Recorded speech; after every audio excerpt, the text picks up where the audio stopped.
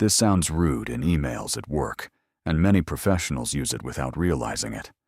Small language mistakes can affect how others perceive you in written communication. A very common mistake is writing, "I want this today." This sentence is too direct and can sound demanding or impolite in a professional email. It may create unnecessary pressure or tension. A more professional option is, "Could you please send this by today?" This sounds more polite, respectful, and appropriate for workplace communication. Let's look at another example.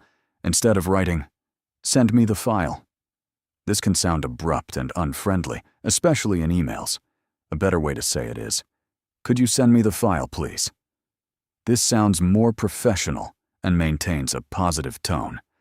Now let's practice together. Please repeat, "Could you please send this by today?" Good. And now repeat, "Could you send me the file, please?" Excellent. Professional email language helps you build trust, improve communication, and create better working relationships. If you want to improve your professional English, subscribe to this channel today.